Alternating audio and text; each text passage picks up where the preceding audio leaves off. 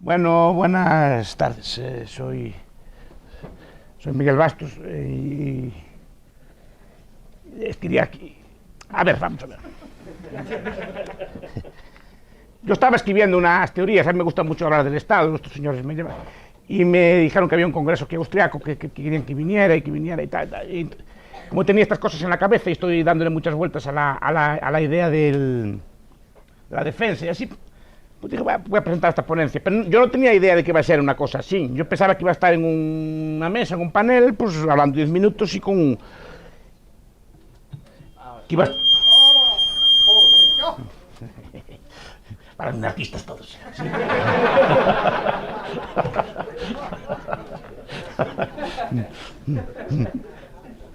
Entonces dije, voy a presentar estos papeles, pero pensaba que, repito, que iba a hablar 10 minutos y tal, peleaba allí con Capella y tal.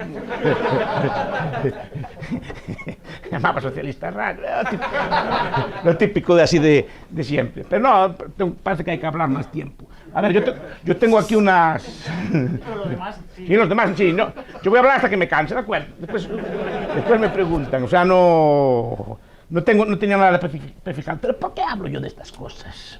Vamos a ver.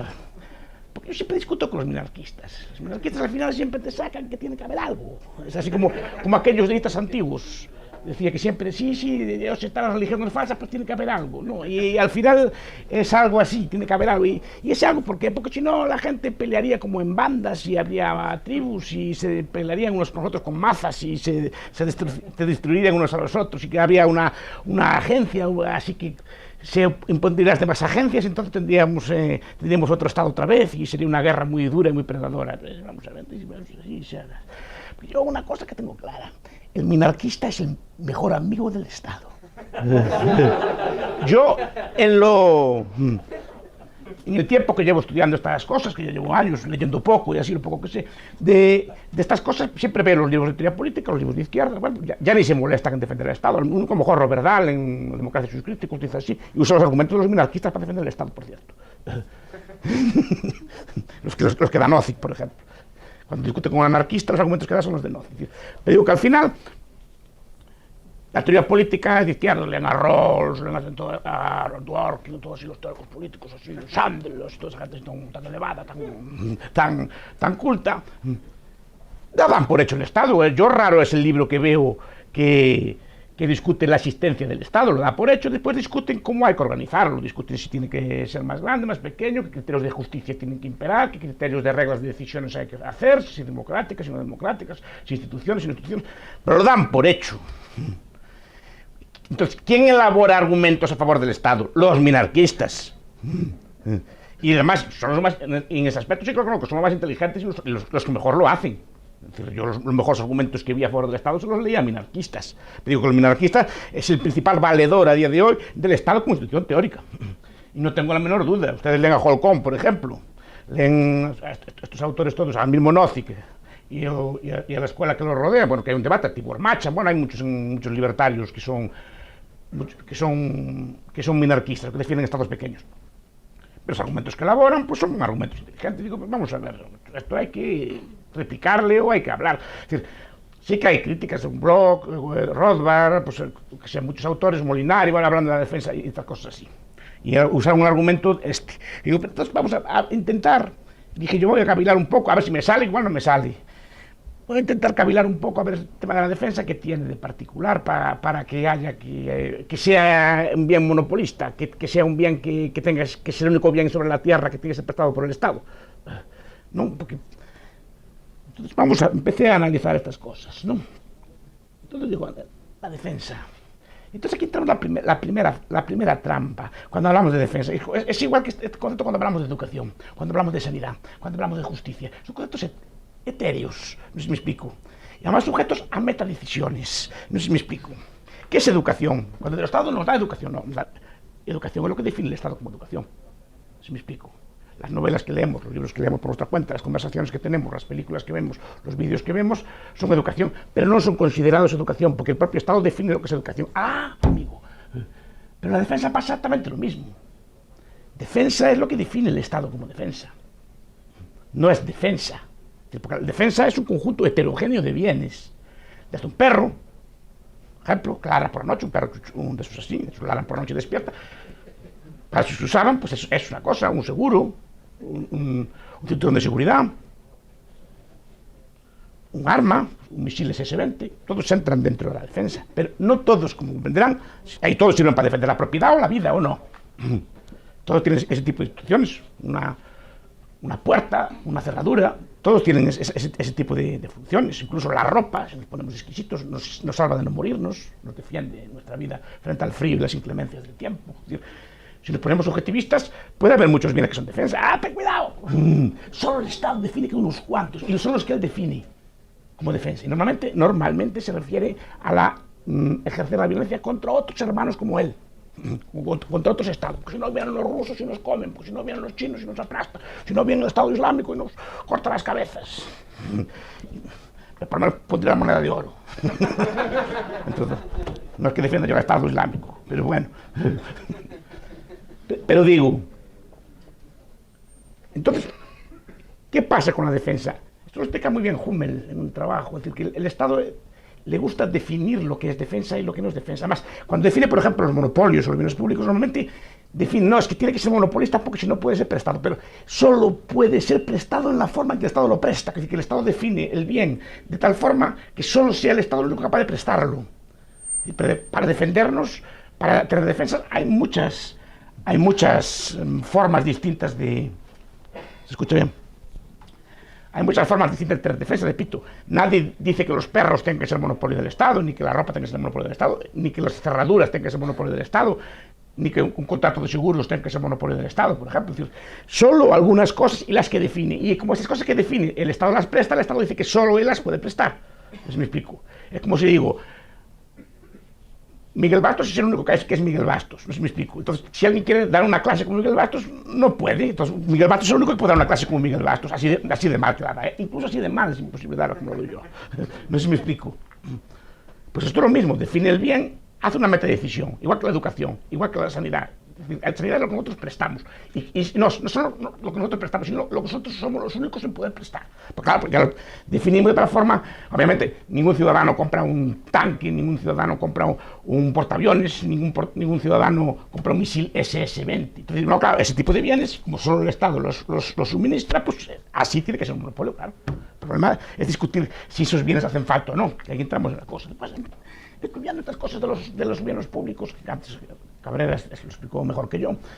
Pero digo, vamos a ver, de esto, primero, la defensa es un bien, así, es un bien, primero, todo bien es subjetivo, es decir, no es un bien homogéneo. Primero, la defensa no es igual en todas partes. Si España está defendida y por su ejército y su policía, pues yo veo que hay barrios en España, muchos muy conocidos, en Madrid, en Sevilla, en Barcelona, en las grandes ciudades, hay barrios que no se puede entrar allí. Y otros, en cambio, otros barrios son absolutamente pacíficos. Es decir, el Estado presta igual defensa a unas zonas de fronteras que a otras. Defiende igual unos territorios que otros territorios. En caso de una guerra, no saben los técnicos militares que determinadas zonas se abandonan, incluso para que puedas invadirles el enemigo y establecer una línea de frontera después. Es la defensa igual para todos los ciudadanos. No. Por ejemplo, Hummel dice, no, es que si ponemos un misil SS-20 defiende a todos. Sí, defiende a todos, sí, pero cuando se usa, no. No sé si me explico. Es decir, el misil sí que defiende, pero el uso de misil es definido políticamente. Es decir, si te atacan a Melilla, ¿usas el misil o no? Es ahí cuando el misil se convierte en un bien económico que sí que se puede excluir. No sé si me explico. No, sí que estás protegido por el paraguas nuclear, pero no con el uso. Es decir, hay casos, hay ataques, hay zonas que a España les puedes atacar sin que, por ejemplo, si tuviera hipotéticamente una bomba atómica, se despegara la bomba atómica. Y supongo que determinados territorios también de otros países se pueden atacar sin que despegues la bomba atómica. En ese aspecto, la defensa sí que es un bien excluyente, porque no lo usas en todas las condiciones. Ni todas las poblaciones son iguales. Por ejemplo, en la guerra de Irak, pues está claro que Saddam Hussein sacrificó a los kurdos, le daban igual, no sé si me explico, o a los chiitas le daban igual. Es decir, no todos los ciudadanos, dejó que los mataran y los mandó a más de fuerzas de choque. No todo el mundo es igual. Entonces, primero, es un bien homogéneo, no es un bien homogéneo para todas partes. Después, en la percepción psíquica, la defensa como repito, como todo bien, depende de la valoración que cada persona, cada individuo le dé a su propia seguridad. Veo que hay gente muy arriesgada, que se vaya al Nepal a subir montañas y cosas por el estilo. Hay gente que hay gente que va de mercenaria al Congo, o sea, hay gente que no le da mucho aprecio a la vida, o saltan deportes de riesgo y saltan todo tipo de cosas. Hay gente que es muy aprensiva porque estamos así en casa, que no nos gusta salir de ella y así. Tenemos miedo al avión y tal cosa, todas así. No, entonces depende. La seguridad para unas personas es muy importante, para otras incluso buscan la pelea y la bronca, buscan el riesgo, les llama la atención o les gusta. Es decir, y después que el mismo bien defensa no es igual para todos. No puede ser igual para todos. Es decir, hay personas que la invasión de Irak les parece muy bien y forma parte de la defensa, y a otras personas les parece una agresión, les parece muy mal. Es decir, no es el mismo. Incluso para muchas personas puede ser percibido como un mal. Lo que unas personas consideran un bien, otras personas lo consideran un mal, otros lo consideran algo indiferente. No hay un bien homogéneo. Entonces, ¿quién define la cantidad? Dicen los teóricos, si leemos a Samuelson, leemos a Musgrave, es muy exquisita. No, que si no el bien se infraproduciría, no se produciría lo suficiente. ¿Y cuál es la cantidad suficiente que hay que producir? ¿Dónde está escrito? ¿Dónde está la tabla de la ley? Yo siempre digo, es que en política pública y estas cosas mutuamente pensamos que hay como una tabla de la ley, y en defensa, seguridad y muchas cosas hay como una tabla de la ley, como cuando baja así Moisés, así del monte Sinai bajo con unas tablas, o como el libro de Mormón. El libro de Mormón también eso lo encontró, creo que Joe Smith, eran unas tablas de oro y se los tradujo un ángel y así. Y allí está escrito el libro de Mormón, tal cual. Es decir, bueno, pues parece que en política pública también hay una tabla de la ley para fijar los salarios y hay una tabla de la ley para decir cuánta defensa debe haber y cuál es la correcta, y sobre esa es la óptima, la otra es menos óptima, la otra es más que óptima. ¿Quién define el óptimo? ¿Cómo se define eso? O sea, ¿dónde está la tabla que dice cuánto debe tener? Entonces digo, no es un bien homogéneo. ¿Cuál es el precio que debe tener? ¿Cuánto debemos gastar? Porque a lo mejor puede decir, no hay un límite a lo que podemos gastar en defensa. De hecho, podemos sacrificar toda nuestra hacienda y vida en la defensa. Como antes decía Cabrera, hay otros bienes, comida, vestido, etcétera, y a lo mejor a la gente no quiere tanta defensa y quiere más ese tipo de bienes. ¿Quién define todo ese tipo de bienes? ¿No? O sea, en cantidad, en calidad, en precio. Es el problema del cálculo, señores. El problema del cálculo que estudiamos siempre aplicado en este caso a la defensa. Es decir, ¿quién debe definir cuánta calidad, qué precio debe tener la defensa? Es decir, pues al final lo define el mismo que suministra la defensa, la que él quiere, la que él le da la gana. Es decir, al final, a ver, la defensa, el Estado nace de la guerra, nace de la violencia, nace de la coerción, no nace de ningún pacto, ningún contrato así. Por lo tanto, el Estado goza y disfruta en la guerra. El profesor Gis lo explica muy bien en sus libros. Nace de la guerra y nace de la violencia. Entonces, normalmente está interesado en definir la guerra y definir que es necesaria la guerra para que exista el Estado y el Estado para hacer la guerra. Es un razonamiento absolutamente circular. Es decir, que no funciona de esta forma. Necesitamos la guerra porque si no, como hay guerra, es falta del Estado y queremos un Estado para que haga la guerra. Es un argumento muy, muy interesante. Digo, cuando hablamos de bienes públicos, digo, ¿son rivales? ¿Se puede excluir? Sí, se puede excluir, como antes bueno, intenté apuntar. ¿Una unidad marginal más cuesta? Sí. Como una persona más a ser defendida no cuesta. Entonces, Ceuta y Melilla no cuestan proporcionalmente mucho, no sé si me explico. O sea, esos habitantes relativamente pocos que hay allí no cuestan marginalmente mucho más que los otros. Es decir, que pasa que hay una definición del Estado que eso es sagrado y da igual lo que se cueste. Mira el lío que se montó por una isla despoblada como la de Perejil. ¿Cómo que no se cuesta? ¿Cómo que no cuesta un ciudadano marginal más? Cuesta. Cuesta y hay que poner barreras. Además, también en cuanto a la prestación, como dije antes, no es lo mismo. No es lo mismo vivir al lado de un cuartel o vivir al lado de una cosa de policía que vivir a 40 kilómetros. El bien no es el bien o el mal, porque el riesgo también te afecta. Es decir, si vives al lado de un cuartel o de una central, una base de misiles, probablemente tengas más riesgo que otro tipo de personas. Entonces, no es un bien que pueda ser prestado. Digo, ¿qué argumentación económica se hace para esto? ¿Qué es lo que se quiere defender? Yo sé, para la defensa son tres cosas. Bien, de nosotros mismos. Es la primera defensa que se me ocurre. Entonces el Estado hace políticas de defensa para defendernos de nosotros mismos. Guerra de la droga, guerra a la grasa, guerra a todo lo que le ocurre, el llamado estado terapéutico, que a mí tanto me gusta hablar de él, o sea, que el estado que se basa en la salud, pero entonces nos defiende de nosotros mismos, que para que no juguemos, para que no andemos con prostitutas, para que no andemos por ahí. Nos prohíbe un montón de cosas para defendernos de nosotros mismos, porque si no perdemos la voluntad. Entonces el juego o cualquier cosa. Entonces, primero nos defiende a nosotros mismos y usa medios. De hecho, creo que en Estados Unidos o en muchos países del mundo, 80% de los presos están por delitos sin víctima. O sea, por delitos contra sí mismo. No estoy hablando de broma. Es decir, la mayor parte de la seguridad es contra uno mismo. Y es donde se hace buen gasto. 2, defendernos de otros estados, nos dicen. Entonces, claro, ahí lo que estamos diciendo es que el Estado es una externalidad de los estados. No sé si me explico. Yo necesito un Estado porque otro inventó un Estado. Si no, no haría falta el Estado. Entonces nos defiende de otro Estado organizado. Si no, o sea, el Estado, como explica Carneiro, como explican Robert Carneiro, un trabajo célebre de la teoría del origen del Estado, y otros autores, explican, claro, que los Estados nacen históricamente. Aquí ahora que gusta mucho la antropología, Marshall Sahlins tiene un libro muy bonito, La economía de la edad de piedra, por ejemplo, o Polanyi, pero el Polanyi no el de la gran transformación, el Polanyi del sustento del hombre, que es un libro muy interesante. Habla que las sociedades primitivas, el 99% de la época, vivían en sociedades, ahí ya los que saben más de antropología que me discutan después, que vivían en sociedades de don, de reciprocidad, de intercambio, sin necesidad de Estado. El Estado fue un accidente histórico en un momento dado, y un accidente histórico derivado pues, de una serie de características de encapsulamiento de determinados territorios que, otra cosa que es importante, que si la gente puede escapar y moverse, el Estado no es posible. Entonces el Estado normalmente nace en sitios encapsulados, en valles, en sitios que se pueden cerrar, conquistar, dominar a la población y empezar a ponerle tributo. En el Medio Oriente, los aztecas, los incas, tierras que podían ser dominadas por una banda de bandidos armada que dominaba el territorio.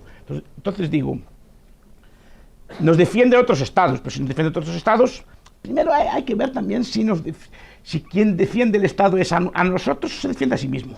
Es decir, históricamente, ahora no lo sé, pero históricamente los reyes lo que no querían era que les quitaran a sus súbditos. Es decir, no quería un pastor que viniera otro pastor a quitar las ovejas, porque si no, aquí desplumaba después. El pastor defiende las ovejas de los lobos para poder comérselas él. No sé si me explico. ¿Es así o no? Pues me temo que históricamente, no sé, ahora se puede discutir que la lucha entre los estados no era por defender a la población. La población, de hecho, muchas veces les daba igual. En los estados primitivos les daba igual ser de un rey que otro. En toda Europa estamos viendo que por matrimonios, herencias y cosas por el estilo, los ciudadanos cambiaban de un soberano a otro pues varias veces en su vida, varias veces en el tiempo. Vean la historia medieval de Europa, vean la historia moderna de Europa. Portugal unido con España, después se separa, Aragón se junta, después el Franco Condado se une, otros se separan. La gente cambiaba de todo porque le daba realmente igual. Al final pagaba unos tributos a un señor que estaba muy lejos. No había nada de bien público ni nada así por el estilo. Después se construyó un discurso nacional, otro tipo de cosas. Y después la pregunta.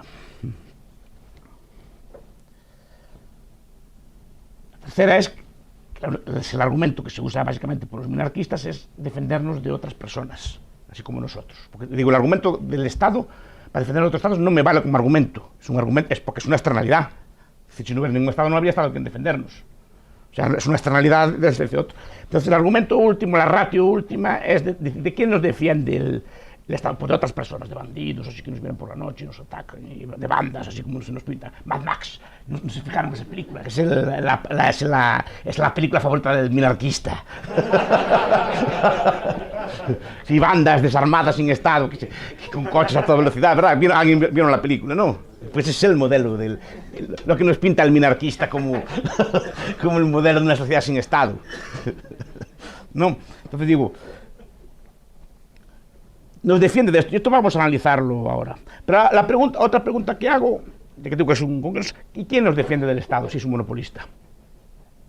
Montes apuntó, estuve viendo las cifras, por ejemplo, que da Hummel de cifras de las grandes matanzas del siglo, fue de gente por sus estados, no entre estados. Los estados sí que mataron bastante, pero la matanza más grande que dicen que es la de los chinos, de Mao, fue de Mao contra su pueblo. Las matanzas de Stalin fueron de Stalin contra su pueblo. Hitler mató a mucha gente, no hablemos de armenios y de otro tipo de gente, matadas por supuestamente el Estado tan bonito y tan bueno, así como un corderito,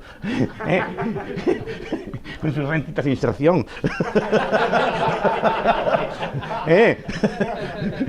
Ese corderito pues mató, como decía antes, mató a mucha gente, más que guerras entre estados. De hecho, a día de hoy, no sé si hay alguna, pero creo que hay muy pocas guerras entre estados. Las guerras son todas dentro del Estado por conquistar el aparato del Estado. O sea, por conquistar el monopolio más o menos legítimo, de hecho, de ese tipo de dominio. Porque es otra pregunta que hago. Si todos estuviéramos peleando unos contra los otros, ¿por qué el sistema de Estados no está siempre guerreando unos contra los otros? El sistema de Estados, como bien nos recuerdan los teóricos de las relaciones internacionales, es un sistema absolutamente anárquico y cambiante, inmutable. Y cada país con su propia estrategia. El pequeñito usa la estrategia de la debilidad.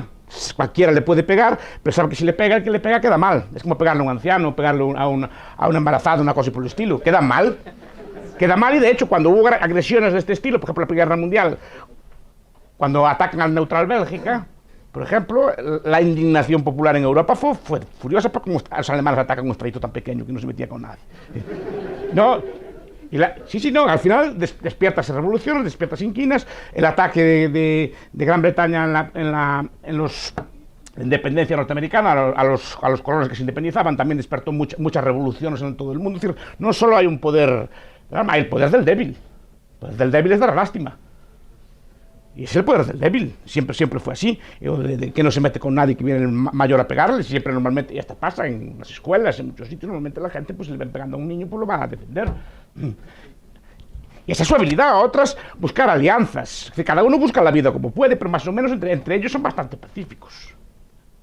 No históricamente, pero son bastante pacíficos. A día de hoy las guerras son dentro del Estado, y el siglo XX, que es el siglo también de la apoteosis del Estado, las matanzas fueron básicamente del propio Estado. ¿Y quién te defiende de él? ¿Quién te defiende del bandido? Porque supuestamente está para defender la vida y la propiedad, la defensa. ¿Quién te quita la propiedad?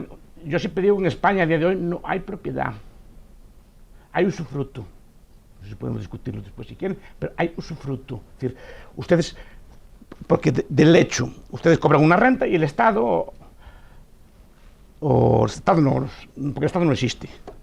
Pablo Iglesias o Manuela Carmena deciden cuánta renta pueden llevar ustedes para casa. No sé, me explico. Si es buena, el 20%. Si es buena, así como Esperanza Aguirre, el 20%. Si es mala, el 70%. Pero en ambos casos los dos piensan que la renta es suya, es de ellos, no sé si me explico, y que le ceden más o menos. No hay un cambio de sistema, no hay propiedad. Cuando mueren ustedes, que no los quiera Dios, que tarden mucho ese día, pero cuando se mueren, quitan su renta y sus herederos tienen que pagar rescate para recobrarla. Si no la recobran, no sé si me explico, ¿qué? Tienen que pagar rescate. Les quitan los bienes, lo guardan allí, diciendo hasta que me pagues lo que... Yo te digo que también si soy bueno, como Esperanza, poco o casi nada. Si soy malo, como pasa en Andalucía, mucho. Pero al final digo, la renta es mía. Tu renta es mía. Yo decido lo que te queda a ti. Tu propiedad es mía. Yo decido lo que te queda a ti. Te la puedes expropiar al precio más o menos que yo decido. Hay un jurado de expropiación, hay un justiprecio, pero el justiprecio al final lo pone el mismo que te expropia. Y no te puedes negar. Por eso yo digo que la principal revolución que habría que hacer en España es respetar la propiedad privada, pero de verdad, no a esta propiedad social que dice la Constitución. Digo, entonces ahora quería tocar algunos temas. Digo, la pregunta es de quién nos defiende, o quién nos defendería de ese Estado, que es otra pregunta que también le hago yo a los minarquistas. Que está muy bien que haya una cosa así, esta cosita bonita, pero si la cosita bonita sale mala, ¿quién nos defiende de ella? Porque al ser monopolista, ¿quién nos defiende de ella? Pues mejor que haya este tipo de cosas. A ver, entonces vamos al argumento principal, que es aquí donde quería tocar algunas cosas. Si el Estado desapareciera, antes hablaba Cabrera de Somalia. A ver, Somalia hay que compararla efectivamente con sus vecinos. Somalia no hay que compararla con Suiza, Somalia hay que compararla con Eritrea, con Etiopía, con tal. En Somalia hay un proceso de vacío de poder que después fue copado por Al-Shabaab, que es la milicia que hay ahora islámica, la filial de Al-Qaeda en la zona. Pero eso es porque normalmente ese tipo de guerras anárquicas son guerras por controlar el Estado, no son guerras para abolir el Estado. Yo siempre pienso que si el Estado de algún día se abolía es por una cuestión ideológica, por una cuestión de ideas. Y la primera idea es que el Estado no existe, es una ficción mental. Existen personas concretas que nos gobiernan. Existe Kirchner, que nos gobierna, existe Carmena, o Carmena, que nos quita el dinero, o Rajoy, que nos quita el dinero, pero no existe el Estado español. Eso no tiene existencia real, es una existencia mental, es un ser hipostático. Entonces, estas guerras que se hacen, estas bandas, primero, se dan en una circunstancia estatal. Dicen, no, es que las maras y todos pensamos estas cosas todas así. Las maras y todas las guerrillas y todos los narcotraficantes y todos los islamistas. Sí, sí, pero que sepa, no operan en un estado de anarquía. O sea, operan en un estado, un mundo estatista, muchas veces las propias mafias, etcétera, o las propias guerrillas islamistas, ¿sí? financiadas por el mismo que financia el Barcelona. No sé si me explico. Financiadas por él mismo, somos muy malos, pero las financia él mismo, a ambas cosas. O las mafias modernas, los narcos, no podrían existir sin la subvención que les da el Estado prohibiendo las drogas, por ejemplo. El Estado, de hecho, subvenciona, sube el precio de la droga artificialmente, hace un cártel, reduce la oferta, sube el precio y les dan los beneficios extraordinarios a los narcotraficantes. Y eso es lo que engrosa, lo que hace que las mafias, maras, etcétera, puedan comprar armas potentes y armas de último modelo, si no, morirían de hambre, o tendrían que dedicarse a otro tipo de cosas. Entonces digo, esas guerras, esas bandas, esas cosas así que nos pintan como que sería el mundo, ya lo hay. Y ya lo hay en un entorno estatista, no un entorno anárquico. Porque un entorno anárquico de darse no sería así. Yo, por ejemplo, me dicen, abolir el Estado mañana, no. No, porque es necesario un proceso ideológico, es necesario un proceso de civilización, es necesario un proceso. Ese proceso poco a poco va dándose, eso sí. Pero es necesario un proceso ideológico. No puedes abolir mañana el Estado, porque entonces, como la mayor parte de la gente está criada y educada en un ambiente estatista, querría otro Estado y al final volvemos a estar en lo mismo. Eso se ve, por ejemplo, siempre me gusta mucho hablar de los indígenas y los indios, a mí me gusta mucho, soy muy admirador de ellos. Pero en la conquista de América había dos tipos de indígena. Había los indios estatistas, fácilmente conquistables y domesticables, incas y aztecas, por ejemplo, porque ya estaban acostumbrados a obedecer y a servir. En cambio, buenos indios de derecha, buenos indios capitalistas, como los mapuches, los sioux, los comanches, que eran tribus, eran ANCAPs, por cierto, no tenían estado, pero digo, por eso tardaron cientos de años en conquistarlos, y los conquistaron por puro aplastarlos, porque cuidado, que es otro argumento también, que es que un Estado pelea mejor que las guerrillas. Eso no es cierto. Todos estos indios, todas esas cosas, los Zulús llegaron a derrotar a los británicos en varias ocasiones. Es decir, los indios de Norteamérica derrotaron varias veces al general Castro y a varios más. Los aplastaron por tecnología y por puro número, pero no porque fuera más eficaz el otro. Es decir, el otro siempre tenía reservas de mano de obra. Si se morían tal, traemos otros mil más, hasta que aplastemos con ellos. Así sí, pero no es que pelearan mejor. Y de hecho, estamos viendo estas guerras de Oriente Próximo del ISIS, estamos viendo como la guerrilla pelea infinitamente mejor que todo el resto. Y infinitamente mejor, lo aplastarás por número, lo aplastarás por otro tipo de cosas, pero pelean de una forma que no te implica gastar una enorme cantidad de recursos para derrotar a 20.000 personas que son. Y están varias potencias, la NATO, varias potencias del país, y no pueden con ellos. Aún les quita Palmira, y aún les quita un montón de cosas.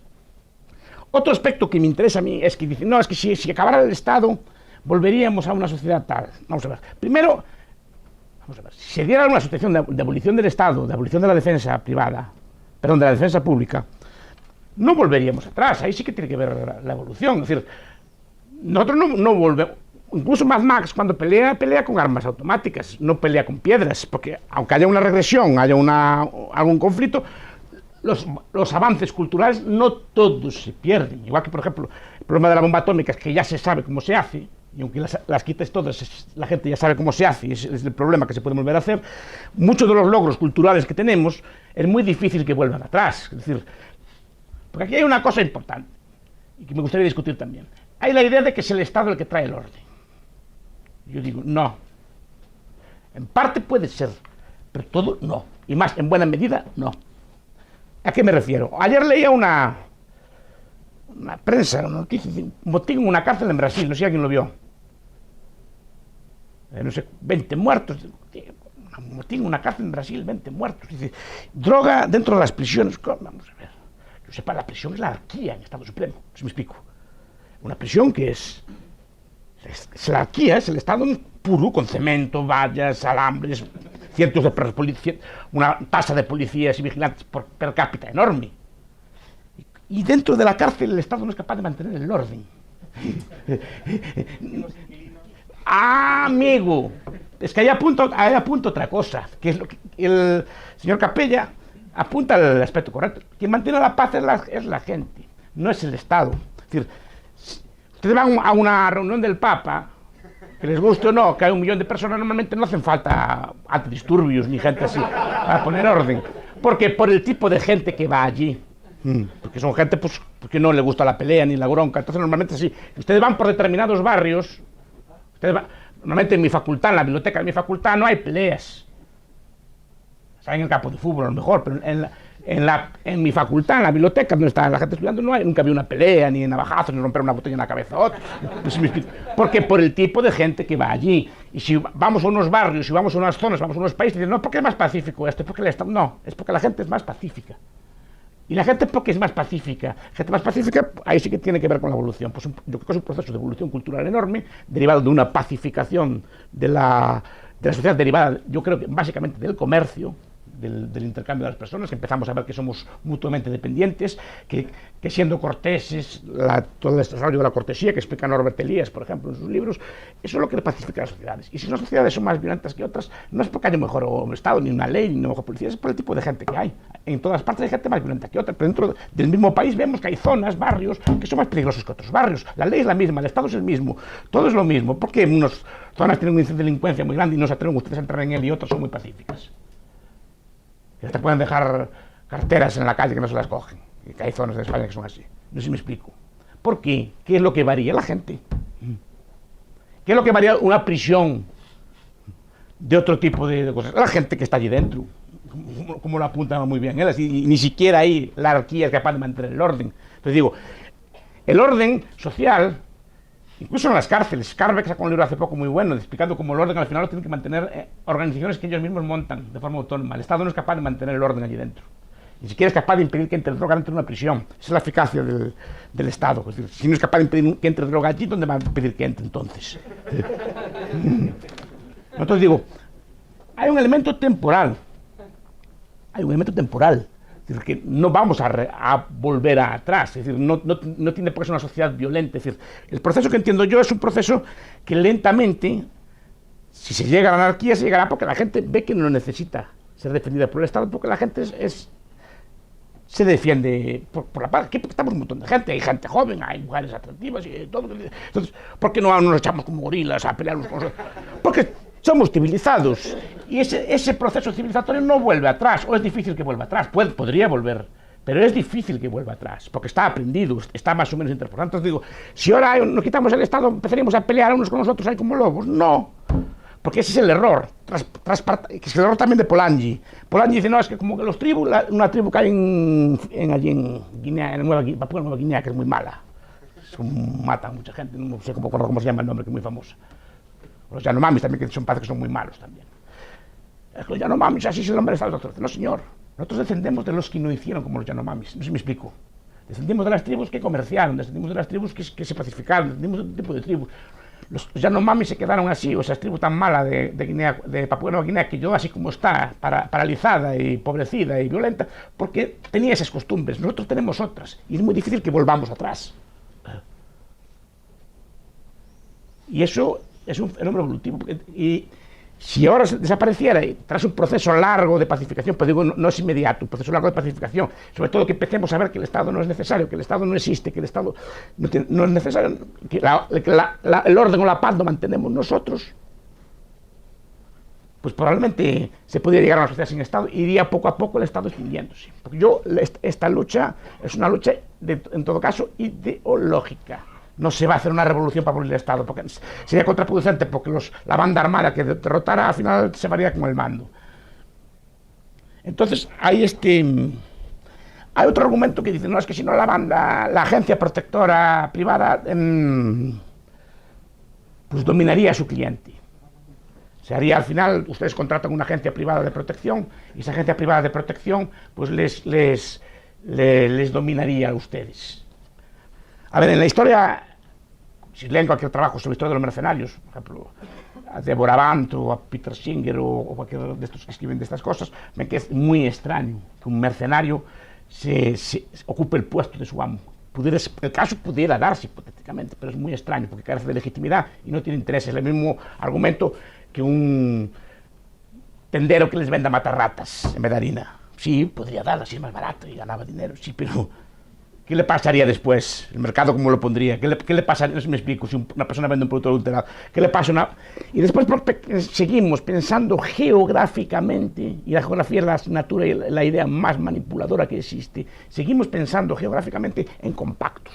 Es decir, un Estado, una sociedad sin Estado, no habría una banda dominando el territorio, sino que habría muchas bandas en competencia compitiendo por el mismo espacio.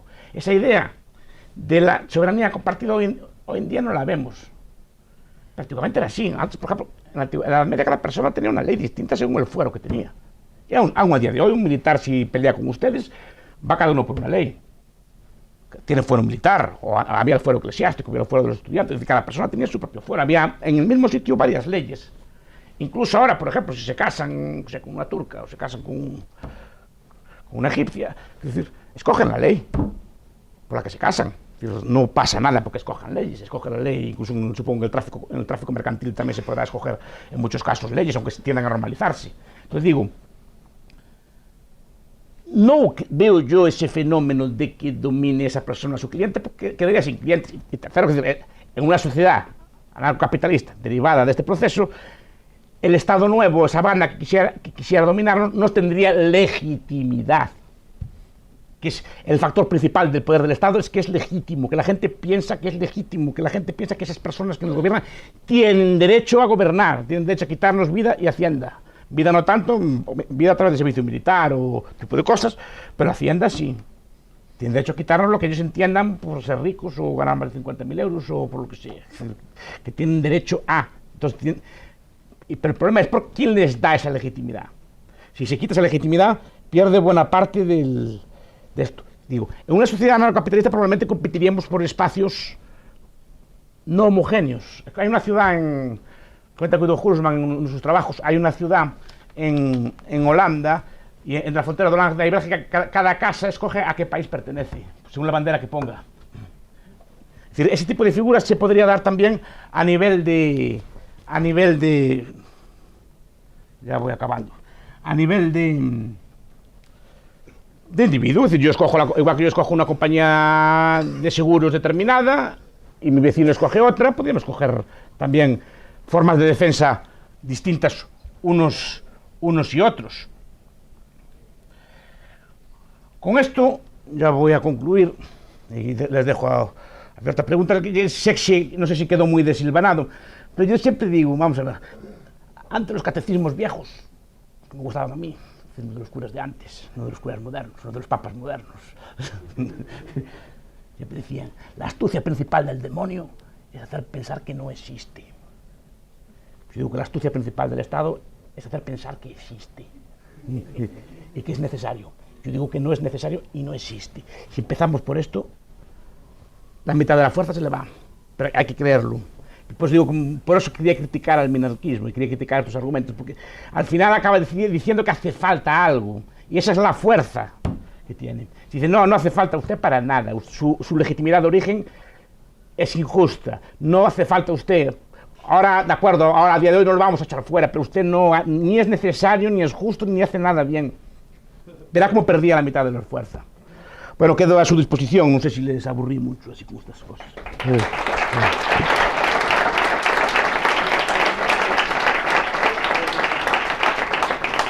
Perdonen si quedó desilvanada, pero no la tenía así. Solo fue así lo que me fue viniendo a la cabeza, luego noté así unas cosas y tal. El señor Capella quiere dar la réplica. arañada se corta como la tuya también, media hora. Vale, está grabando. Vamos a ver, si somos austriacos y somos lógicos, es muy peligroso caer en contradicciones. ¿El Estado existe o no? No. Entonces, el anarcocapitalismo ya ha vencido. ¿Contra qué está luchando el anarcocapitalismo? Contra un grupo de Contra el personas Estado. organizadas. Algo que no existe. Luego, si ya hemos vencido, ¿para qué estamos luchando? El minarquismo no es que tenga problemas, es que no existe el minarquismo. Para ti, por ejemplo, es imposible. Para ti, por ejemplo, Dios no existe, pero tú combates esa idea porque es lo que le da fuerza a las iglesias, ¿o no? Has dicho una frase verbatim. Has dicho, el justiprecio lo pone el mismo que te expropia. Si lo pone el mismo que te expropia y es el Estado tiene identidad, el Estado existe. No solo existe, sino que tiene entidad. Lo pone el mismo que te expropia, pone el justiprecio. Te lo expropia un empresario de Santiago que conozco yo, que pactó con el alcalde... con el alcalde de Santiago, que en nombre del bien común le quitaban las tierras a una persona para dársela a otra al precio que esa persona, que decía que era el Estado, le quitaba. Pero no se lo quitó el Estado, se lo quitó un señor con nombre y apellido, que no sé si esto quiere decirlo. No sé si me explico. El que te lo quita es el Estado. ¿Qué? No salgáis, si es que el problema es que si dices que el Estado no existe, tú tampoco existes. A ver, es un concepto, ya sé que entramos en alta filosofía, el concepto de la hipóstasis. Lo que quiero decir es que no tiene existencia real, pero que cambia mucho el cuento. A ver si me explico. Si a nosotros le dicen, hay que dar... Mariano Rajoy dice que le demos el 60% de lo que gana. Mariano Rajoy, Esperanza, Soraya, Manuela Carmena, que le tenemos que dar el 60% de lo que gana y que su casa, que nuestra casa, que es de ellos y que la pueden quitar cuando quieran y expropiar y tal. Ahí nos rebelaríamos, porque veríamos una persona. Pero ellos no nos quitan el nombre de la casa, nos quitan el nombre de una idea. No sé si me explico. Una idea que es la que quiero criticar yo, es lo que no existe, no tiene existencia real. Cuando pagamos impuestos no se los pagamos a España, se los pagamos a Rajoy, a Soraya, a Esperanza Aguirre, a quien sea, a quien esté en el poder en ese momento. Entonces las empresas tampoco existen. Tampoco, claro. Tampoco. Y nada existe, entonces. No existe fuera de las personas que lo componen, claro. Es decir, precisamente si hay algo que caracteriza por ejemplo, al Estado es que hubiera es impersonal. El Estado es impersonal. El Estado existe y el Estado español seguirá existiendo cuando ninguno de nosotros estemos aquí. Luego tiene una... No, pero si no queda ningún español, no hay Estado español. Pero eso no quiere decir que dependa de nosotros. No, porque es un ente ficticio. Es decir, ¿en qué sentido? ¿Qué quedó de la Iglesia? Quedó, por ejemplo, de aquellas religiones antiguas, las taurobolias, el culto a Apiso, el culto a Mitra, que quedó de aquellos sacerdotes y aquella iglesia eterna. No quedó nada porque nadie cree en ella hoy. ¿Me explico? Nadie quiere decir que el Estado sea eterno, pero eso no es lo mismo que decir que no exista. El Estado es una entidad de orden superior o de nivel superior porque es un agregado de nivel superior. No hay agregado, que no existe. Yo sé, tú también si eres austriaco, sabrás que hay una cosa que se llama individualismo metodológico. Y parece que no veis los problemas que tiene. Entonces yo te digo que tú tampoco eres un individuo, tú eres un colectivo de células, tú no existes, son tus células las que existen. Ay, como yo creo en el alma.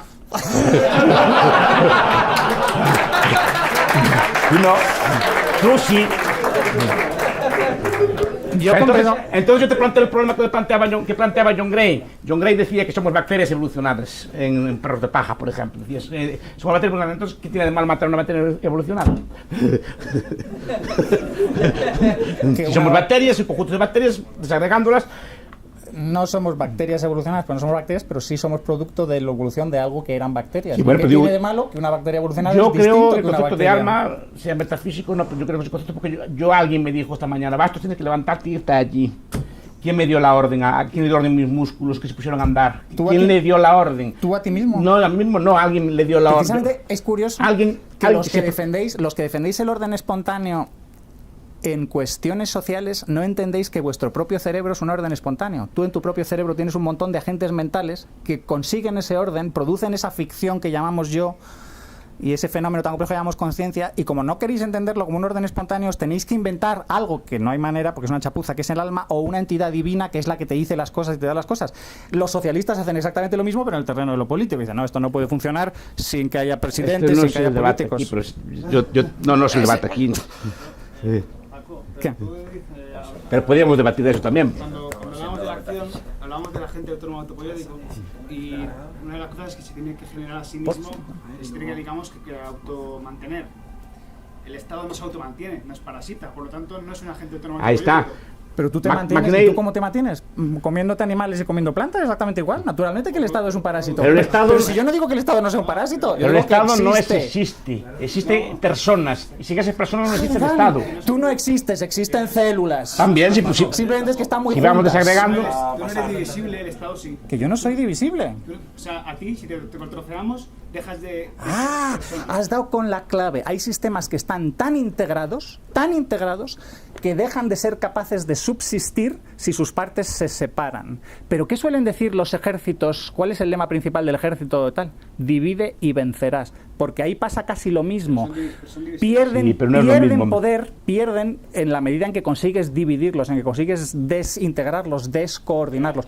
Es verdad que el Estado no está tan coordinado como estamos coordinados tú y yo como entes, o todos nosotros. Nosotros somos colectivos ultra organizados, ultra cohesionados. El Estado, Hegel creía que estaba en ese camino de convertirse en Dios en la Tierra porque era el ente ultrapoderoso. De a base de organizarse, convertirse en un ente, el de más alto nivel, ultrapoderoso. Si seguís insistiendo con que no existe, se os va a descojonar de vosotros. Así de claro. No existe. Y vais a caer en contradicciones. Vais a caer en contradicciones como que él me expropia y me fija el precio y es el mismo. El mismo tipo decís y no existe. Él me fija el precio, me expropia y no existe. No, es que, pero que al final no te lo quita el Estado, te lo quita un señor de nombre y apellido. No salgas con en la Unión Soviética, donde no había empresas privadas y también te expropiaban, también era la empresa privada la que te expropiaba. ¿Y por qué te expropiaba a ti y no al otro? ¿Y por qué hacían la mina al lado de tu casa y no al lado la mina al lado de la casa del Gerifalti? Dale. Chesterton decía muy bien, quien no cree en Dios cree en cualquier cosa. Ese es el problema. Que al final creen en estaditos y así gente se autopoyética. Si vamos a citar a Chesterton, que es un pensador flojísimo, vamos a citarlo bien. Pero Chesterton dice, quien deja de creer en Dios es capaz de creer en cualquier cosa. Y yo añado, claro, si ha creído en algo tan absurdo, luego puede creer en cualquier cosa. Lamento que a los cristianos esto os va a joder mucho, porque es darle la vuelta. El problema es ese, que como necesitas algún tipo de anhelo, lo buscas en la ciencia, que tiene muchos elementos de religión, no todos, pero muchos elementos de religión, se busca en otro tipo de cosas, normalmente en algún tipo de ente así ficticio, creado, porque además el estado de diferencia de Dios sí que se sabe quién lo creó, se sabe quién lo inventó y se sabe cómo se monta, y además es una idea, porque ya por ejemplo antes de Baudin y de Hobbes eso no existía, eran poderes personales. La idea de Estado es la idea de un poder abstracto, la idea de un poder no personal. Antes decía, pues yo le pago un impuesto a un duque, a un conde, a un rey, pero no tenía la pretensión que lo daba un abstracto, decía, me pagas a mí y yo acá me te defiendo a ti. Pues que ahora la idea es, no, yo solo pago a España. Entonces, si tú ya a España, de hecho, miren, los cultos de latría que dan, si son religiosos, ustedes saben que en la religión hay cultos de latría, de dulía y de superdulía. Es decir, no, pues el culto que se le da a la bandera, o el culto que se le da al himno es el culto de latría, es el culto que se le da a Dios. Cuando sale la bandera allí, un trozo de tela, cada uno tiene la suya, hay que ponerse en pie. Y cuando suena el himno también, y esa bandera, por ejemplo, no se puede quemar. La Biblia se puede quemar, un Cristo se puede quemar, muchas otras cosas se pueden quemar, pero una bandera no. Porque se le da culto de latría, eso decir que pero no, los símbolos, los uniformes, una cosa que a mí me gusta mucho, los edificios de correos son símbolos del Estado en todas partes donde están, por eso el Estado monopoliza los correos, la roja, las elecciones nacionales, por eso los Estados no quieren que haya subselecciones debajo, porque representan el Estado, etc. Pero son símbolos, realmente lo que existe es un grupo de personas organizada que manda, que quita tributos al resto. Yo siempre recomiendo leer a Mosca o a Pareto, que nos explica muy bien ese tipo de cosas, la clase política. Es decir, hay personas que le quitan recursos al resto. Si dejamos de creer que esas personas son un ente abstracto, y las vemos concretas, que quien nos quita el dinero, quien vive en un palacio es Rajoy, no el Estado. Es decir, yo vi a Fidel. Fidel cuando yo era joven vino a Santiago, lo trajo don Manuel. Vino a Santiago. Y digo, Fidel y tal, representa Cuba. Yo vi a Fidel que lo llevaron al mejor hotel, le dieron el mejor marisco, le dieron el mejor... Y dije yo, ¿y quién disfruta de la cama de pluma de los Reyes Católicos del hotel? ¿El cuerpo de Fidel o el cuerpo místico de Cuba? ¿Quién come el marisco? ¿El cuerpo místico de Cuba o el cuerpo físico de Fidel? No sé si me explico. Pero ¿qué tal si te haces otra pregunta? ¿Por qué le dan ese trato a Fidel? Porque es el representante de ese Estado cubano. Claro, pero no se lo dan porque es Fidel Castro persona con nombres y apellidos, sino porque es el representante del Estado cubano y ese Estado cubano existe y tiene relaciones diplomáticas con otros estados. Los estados se reconocen unos a los otros. Las bandas de gobernantes... Rápido, por decirte una cosa, Oye, sí, estoy muy de acuerdo con muchas cosas que ha dicho, de todos los problemas de lo mal que presta la seguridad del Estado y lo arbitrario que es. Pero un argumento con el que has más o menos pasado por encima, pero que no veis que es la diferencia, y se lo comentaba José antes, es que la fuerza es un bien peculiar, porque la fuerza es invertible y de pasar a protegerte puede pasar a matarte. La misma pistola puede protegerte o puede matarte. La misma fortaleza puede dejar a los malos fuera o puede dejarte a ti encarcelado dentro. Entonces, eso tiene una consecuencia, y es que la fuerza, si la externalizas, o sea, si divides el trabajo en un mercado libre, el que se niega a defenderse y pretende que va a comprar seguridad, se puede quedar sin su dinero y su seguridad, porque el otro no tiene por qué defenderte si te puede quitar el dinero directamente. Es lo que trato de decir por ahora. eso, al final, la seguridad, la fuerza, se suele prestar en régimen de cooperativa, de provisión y de recepción del servicio. Y esto es lo que demuestran todos los modelos antropológicos, que todas las tribus no contratan su servicio a otros, ni tienen servicios privados, sino que el grupo, que no le quiere llamar Estado porque entonces no es abstracto, pero entiende que se tiene que defender como una unidad. Y otra explicación del Estado es que el Estado surge cuando la organización de ese grupo es demasiado compleja y no puede ser personal. Y entonces ya tiene que ser institucional, abstracto. Aún quedan estados de gran escala o gobiernos de gran escala personales, pues en los países árabes y cosas por el estilo. No quedan regímenes así. Pero digo que muchas veces, claro, pero no es incoherente. Tú puedes autodefenderte, puedes crear milicias, puedes crear todo tipo de organizaciones al estilo, por ejemplo, de los bomberos voluntarios. La policía antiguamente era privada. La policía... O sea, la historia humana nos enseña que quitando los 100 y pico de años de lo que llama Nickerson la horda armada, es decir, el estado de masas, el ejército de masas, el ejército de recluta, que son 150 años en la historia, la inmensa mayoría de la historia humana nos muestra que las tropas que prestaban servicio, incluso las españolas en las guerras, todos por ahí eran mercenarios, siempre mercenarios, y no dieron especial problema a sus jefes, casi nunca, y reto que... No, a sus jefes no. Si me dices datos, te lo agradezco. No, digo a los que los contrataban. No, tampoco. Es que podían escapar de la pelea, pero no usurpaban el poder. Es raro que usurparan el poder. No se conoce casi ningún caso. No, pero si no les interesa usurpar el poder, por eso es tu dinero. Ellos lo que quieren es tu dinero. Claro que tu dinero, pero en las guerras que se hizo, todas las guerras que se hicieron, incluso, por ejemplo, el Cid Campeador, el campeador de aquí vivía. Era mercenario, trabajó para los moros mucho tiempo y se vendía así, pero era su oficio. También tiene una reputación, Él tiene como cualquier negocio. Es compañía blanca, la que cuenta con Andoyle, por ejemplo, la compañía negra, que vinieron a las guerras medievales de España, eran todas compañías de británicos y gente así, de soldados irlandeses que venían aquí a hacer daño, pues venían y marchaban, pero normalmente no usurpaban el poder. Es que es el problema que se plantea. Que estamos discutiendo aquí, si esa horda nos va a suplantar. Y digo que es difícil que te suplante porque carece de legitimidad y de interés. Sí, antes comentaba... Cuando haya que cortar, perdón, avisarme. Antes comentabas que la descivilización es difícil, ¿no? Sí. Entonces... es posible, pero es difícil. Sí, entonces Hoppe en un libro expone que la democracia, por ejemplo, la integración forzosa, la escuela pública, conduce hacia un proceso de descivilización. Por ejemplo, obligar a que la gente conviva en la misma escuela cuando los niños a lo mejor no son compatibles o tienen diferentes ideas. El tema del bullying que vemos en las escuelas. Es decir, es posible que... El bullying es porque las escuelas son cárceles. Claro. Son cárceles. De 8 a 10 usted no puede salir de allí. Quiero ir al baño, profesora, ¿puedo ir? Le diré que sí o que no. Es una cárcel, está con reglas semicarcelarias. Claro. Por eso hay ese tipo de cosas, como seguramente hay en los cuarteles. Bullying y cosas por el estilo, como hay en las prisiones, seguramente tipo de bullying.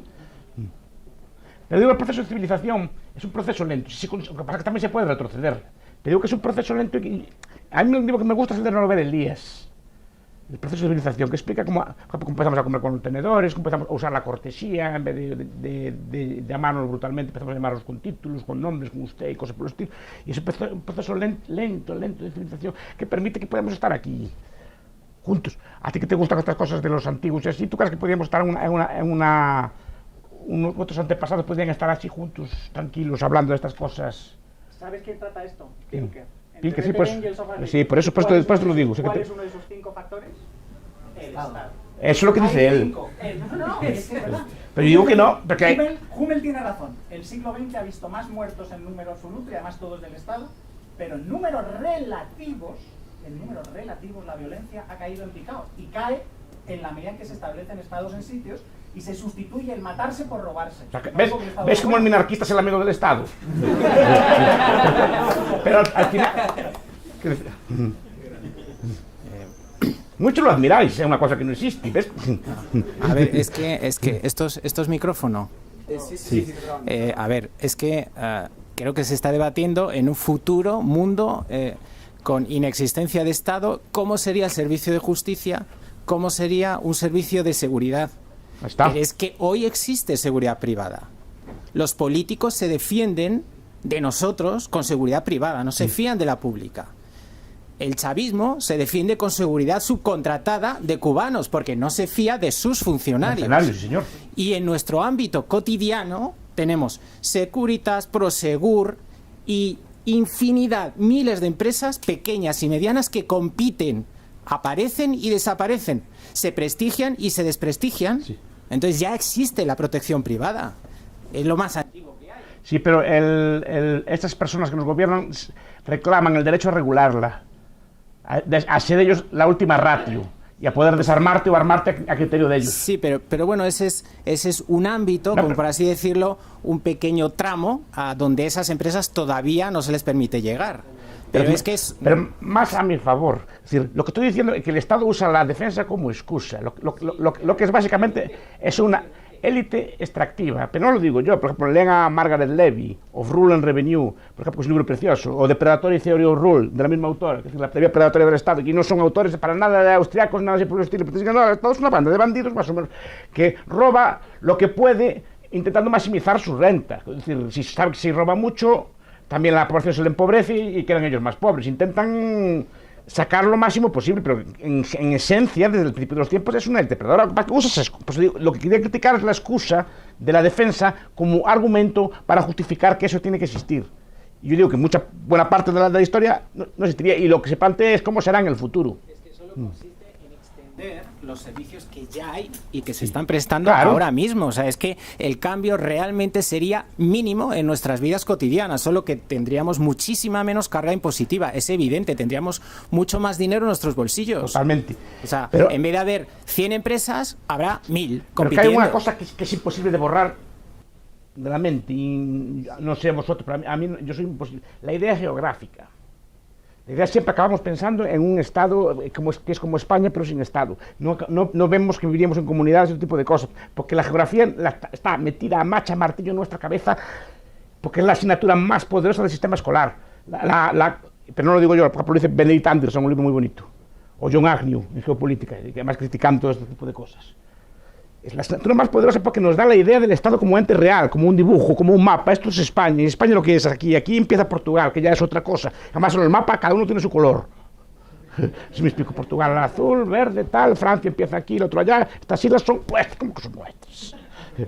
Estas islas de allí que están a 3.000 kilómetros son nuestras. Pues... Yo tengo una pregunta. A la hora de hablar de cómo se tendría que acabar con el Estado, usted ha mencionado la batalla de las ideas, pero también cree que podría darse el hecho de que el orden espontáneo, debido a la tecnología o a los diversos avances que haya, crezca tanto en cuanto que habría muchísima más información, que el Estado como organización se diluiría y por tanto, por así decirlo, la lucha liberal irónicamente quedaría en nada, porque sería la gente la que poco a poco iría pasando el Estado en base a que el Estado no podría controlarlo. Por ejemplo, sacó el tema de, ahora que estamos con la defensa, de lo de las impresoras de armas, ¿no? El Estado intenta controlar las armas y ahora con una impresora 3D, si eso se empieza a hacer bien, se le va de las manos. Entonces, ¿qué opina usted de eso? Ya es el Kalashnikov, así que es un arma que puede hacer cualquier persona, cualquier herrero puede hacer un Kalashnikov, un poco elaborado. De aquí en tecnología hay gente que sabe más y que me corrija, pero yo creo que es un viejo debate también entre libertarios, es decir, que si la tecnología libera o no, porque que por eso digo que es un debate, y aquí me gustaría, si quieren, después discutimos, porque sabe más que yo de estas cosas, pero hay tecnologías que efectivamente que te liberan. Internet, el mismo Internet que te libera es el que te controla todos los datos, que te deja todas tus huellas y todo lo que viste, compraste, todo así, es lo mismo, no sé si me explico. No se sabe. Sí. Contra la invasión de tu privacidad. O sea, hay una empresa de móviles que creo que además es casi medio española, con muchos ingenieros españoles, que se llama Dark, sí. Dark Telephone o algo sí. así, que está está ofreciendo teléfonos supuestamente y los garantiza opacos a cualquier invasión de tu privacidad. Entonces, claro, el teléfono este vale 200 euros y el otro vale 700. No, sí. Te digo que no sé hasta qué punto incluso se arman, después se puede volver a favor de ellos después. Pero el tema va más por... ¿cree usted que al final puede darse el hecho irónico de que la batalla de las ideas liberal se quede en nada, debido a que sea la sociedad la que sin necesidad de que haya gente liberal detrás pase del Estado, por así decirlo? No, la batalla tiene que ser ideológica. Eso hay que aprenderlo de Gramsci. A mí Gramsci, que es un autor que le gusta mucho a Pablo Iglesias, pero que tienes razón, no, que es muy bueno. Por ejemplo, en el Príncipe Moderno, que son unos ensayos sobre Maquiavelo, de Gramsci. No, pero la mentira, no se refiere a usar la mentira. Gramsci nos decía, no hay que hacer la revolución, no hay que hacer guerras, hay que hacer socialistas. Si hacemos socialistas, la gente pide socialismo. Y lo piden todos, me explico, lo piden el PP y Podemos. Siempre lo digo, Podemos y PP para mí es lo mismo, es una especie de grado, no de esencia. No sé si me explico. Unos quieren un poquito más, otros un poquito menos, pero ninguno de los dos cuestiona el sistema radicalmente. Ninguno de los dos cuestiona que la propiedad es estatal, no la regulación, sino la potestad de regular, que es muy distinto. Eso ninguno de los dos renuncia, etcétera, etcétera. Te digo, y eso lo hicieron muy bien. Gramsci se dedicó a formar socialistas, y la gente a día de hoy es socialista, y socialista porque ellos se dedican a la batalla de las ideas, entonces ya no hace falta hacer revolución, todo el mundo pide socialismo, los del PP piden socialismo, los de Podemos piden socialismo, y los socialistas piden socialismo. Todos piden socialismo más o menos, en muchos ámbitos. Esa es la gran batalla que dieron y que ganaron. Digo que la batalla para acabar con el Estado tiene que ser un proceso de civilización, tiene que ser un proceso de deslegitimación. Yo siempre digo, descubrieron, como hablaba antes, hay un culto a Mitra en Lugo. Antes el culto a Mitra o a Apis tenía mucho poder en Lugo. Y ahora nadie le reza a Apis, nadie le reza a Mitra, no se hacen taurobolias, no se hace nada así. ¿Por qué? Porque dejaron de creer en aquello. Que le pasa a todos aquellos días. Por ejemplo, y otro proceso de imitar, yo como digo soy católico, pero bueno, esto es otro debate. ¿Por qué la Iglesia Católica pierde tanto poder? En buena medida porque la gente deja de creer en ella. Y ahí los gobernantes fueron muy hábiles a liquidarla a través del sistema escolar, a través de los ataques, etc., eliminando uno de los principales competidores que tenía. De tal forma que a día de hoy casi nadie, o muy pocos jóvenes, por ejemplo, creen en los dogmas religiosos, con razón o sin ella, pero no creen. Entonces consiguieron debilitar muchísimo la fuerza que tiene la Iglesia. El Papa puede protestar, el Papa puede decir muchas cosas, nadie le hace caso. Pues eso es lo que hay que conseguir hacia el Estado. Yo mismo, hacia el Estado no, hacia los que nos gobiernan, que ese aura que tienen de legitimidad, que de poder quitárselo. No, señores, son ustedes como a mí, como yo, no son más que yo. ¿Y de dónde deriva su legitimidad? Profesor, hablabas antes de... has definido el Estado como un accidente histórico, de que en un determinado momento... El poder político, mejor dicho. El Estado sí que es histórico, es del siglo XVIII. Vale, pero que en algún momento aparece una primera organización y ya el resto está incentivado a organizarse como un Estado para... Entonces, dado que eso es un poco el comportamiento humano... Se imita. ¿Qué incentivo tiene un Estado de decir... me desarmo? No, es que no va a partir de ellos, No, el Estado o sociedad. ¿Qué sentido tiene que Occidente se civilice tanto como para llegar a ese grado de el Estado no nos hace falta? Si el resto no lo hace. Es civilización combinada con ideas. Es una batalla ideológica. Sí, pero... La tecnología, hablaba antes de la tecnología. La tecnología depende de lo que queramos hacer con ella, como toda tecnología. Sí. La misma tecnología, tan tecnológico es hacer un misil como hacer una lavadora. Es poner gente inteligente, solo que en un caso hacer algo malo, pero esas mismas cabezas podrían hacer lavadoras fantásticas, o podrían hacer aviones fantásticos, o televisores de 40 dimensiones, o una cosa así fantástica. Solo que la asignación de recursos va para la guerra, las mejores cabezas, mejor pagadas, y van para ese tipo de cosas. Sí, pero me refiero, mientras... La tecnología al final puede desarrollarse para un lado o para otro. Sí, pero un poco el ejemplo de las bombas nucleares. Irán tiene bombas, Estados Unidos tiene bombas, al final... Yo siempre tengo bombas porque mi vecino tiene bombas. Entonces, es otro debate, es el debate de la proliferación. Igual que es el debate de si las armas traen paz o no. Yo creo que sí. Yo creo que la bomba atómica trae paz, no guerra. Es un viejo debate. La posibilidad de que estemos armados... Pero al incentivo de tomar el paso de decir... me desarmo como sociedad, renuncio al Estado, si el resto no lo hace, no tienes ningún incentivo a hacerlo. Tendrías que usar tus armas. Y si todos lo hicieran, habría un incentivo enorme a crear un nuevo Estado. Claro, porque ese nuevo Estado tendría muy difícil imponerse. Lo que expliqué antes. Los Estados en lucha contra pueblos anárquicos tuvieron que sufrir mucho para derrotar a los pueblos anárquicos. Mucho. Los expulsaron a las montañas. Los expulsaron a la montaña, pero tardaron... Los únicos sitios donde ahora no hay estados, en sitios donde no llega nadie. Espera. Eso, los expulsaron a las montañas, de acuerdo, pero los aztecas, indios estatistas, los incas, indios estatistas fueron derrotados en 2 años. Los arapahoes, los cheyennes, los xius duraron 200 años resistiendo. Los mapuches fueron los últimos en ser conquistados en América y se conquistaron en el siglo XIX, igual que los fueguinos en General Rosas, en Argentina. Es decir, tardaron mucho porque es muy difícil atacar a un ente informe. Aztecas e incas tenían un problema de cohesión interna y obedecían. Un huevo de esclavos y facciones internas y era cuestión de dividirlos. Los indios americanos vivían en estepas gigantescas y se podían mover y lo que hicieron es desaparecer, no a las montañas porque no había montañas, sino simplemente irse y viendo. Que es lo que decíamos, el Estado para hacer tiene que encapsularte, tiene que tenerte preso y que no puedas moverte. Pero digo que esos indios no estaban adoctrinados en la obediencia, por tanto era muy difícil combatirlos, combatir una masa informe, tienes que combatirlos uno por uno. El otro, al Inca fue cortarle la cabeza al Inca, nada más, y se puso otro en sitio de él y dominó todo otra vez, porque estaban acostumbrados a la obediencia. Y los otros no estaban acostumbrados a la obediencia. Pues, se ven estas guerrillas, estos pueblos indómitos que hay por ahí, afganos y gente por el estilo, independientemente de que nos guste o no. Son gente que es muy difícil de gobernarla, porque están anárquicos, están en tribus, están separados, no hay quien los gobierne, no están centralizados. Por tanto, resisten a todo tipo de imperios. No sé por qué vamos tan lejos, si está pasando hoy en día con el terrorismo. También, pero ya sería otro debate. Es imposible perseguir a los islamistas en sus territorios porque... Esa es la tesis, que es un libro muy bueno de Van Crevel, no sé si lo conocéis, The Rise and Fall of the State, que es un historiador militar israelí. Tiene un libro que se llama Transformation of War y de Rise and Fall of the State, que dice que el Estado, como nace de la guerra, las nuevas formas de guerra van a acabar con él.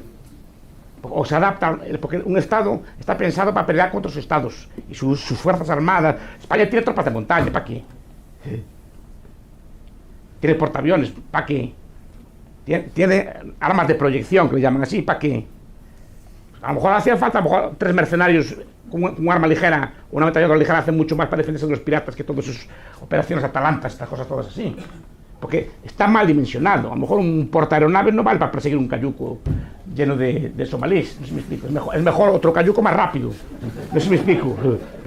Con armas ligeras más mejores que las de ellos, pero no con un avión a reacción, no sé si me explico. Es descomunal, la escala cambia mucho y el coste te encarece muchísimo las cosas.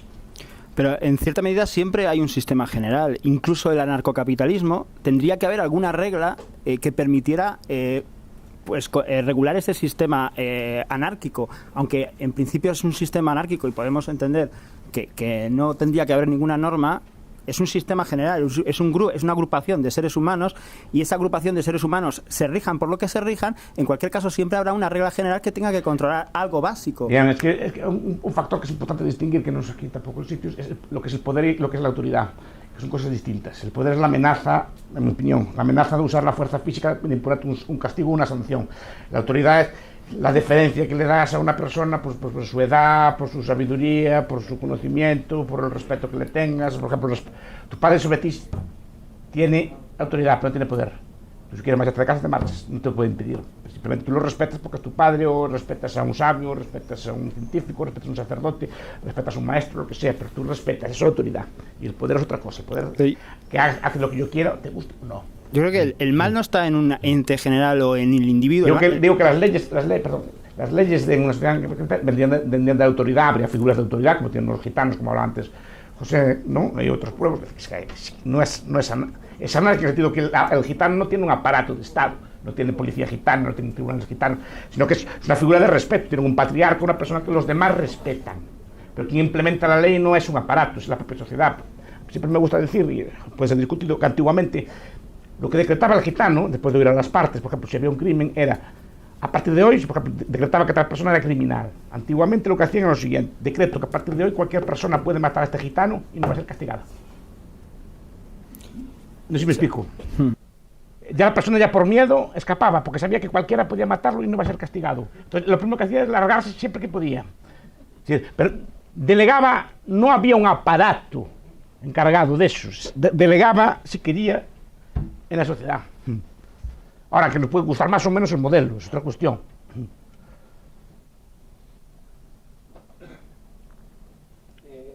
Ya no hay más preguntas, por lo que vamos a dar por concluida la charla. Un aplauso, por favor.